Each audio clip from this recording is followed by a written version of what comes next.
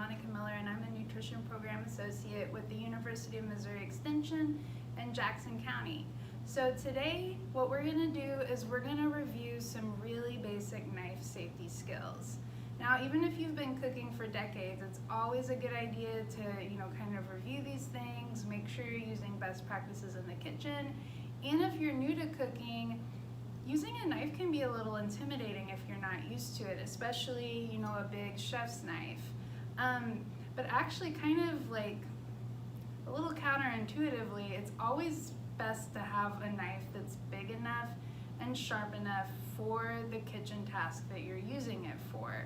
It's a lot more likely that you're going to cut yourself with a dull knife than it is with a sharp knife, because a sharp knife is going to cleanly cut through your produce, meat, bread, whatever it is you're preparing, instead of getting stuck. And then, there's trying to tug a pear knife out of a butternut squash, it turns into a much more dangerous situation.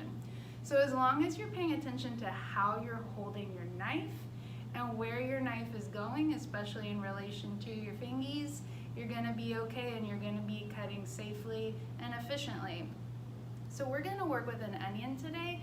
Onions, I think, are actually one of the trickier things to chop, just because they are pretty hard and they're also round and wobbly. So because of that, the first thing that we're gonna do is we're actually going to create a flat surface with our onion. So you'll notice that I'm holding my knife right here where the base of it is meeting the handle.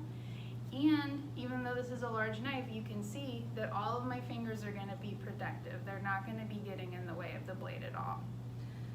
So I'm gonna start by slicing my onion in half.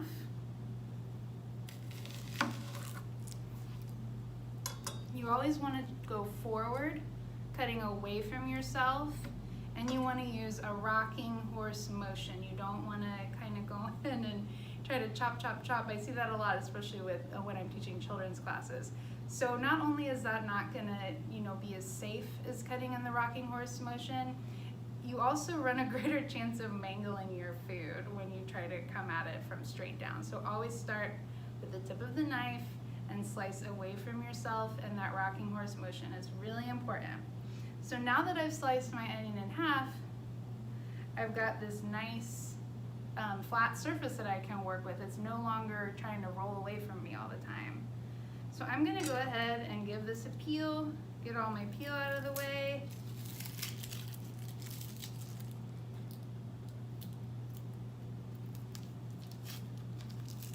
Don't want to find any of that in my food later. It doesn't cook down very soft like the rest of it. And of course, I've washed my hands already. I've made sure that my surfaces and my knife are nice and clean and ready to go.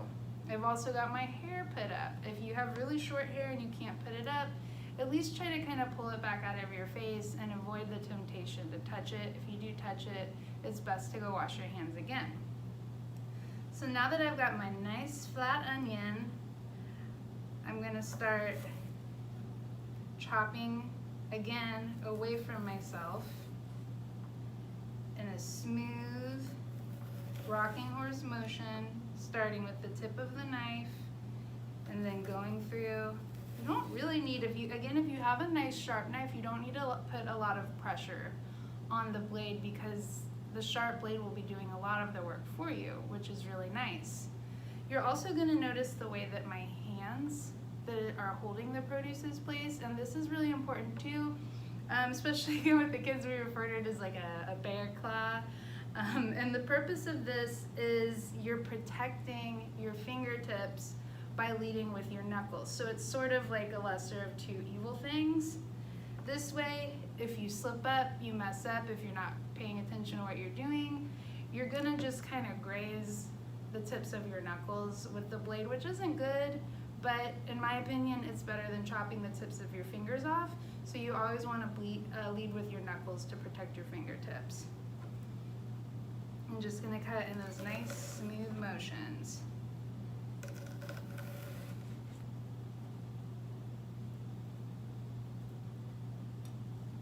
And there we have it. Those are your basic knife safety skills. Thanks for joining me today, everybody.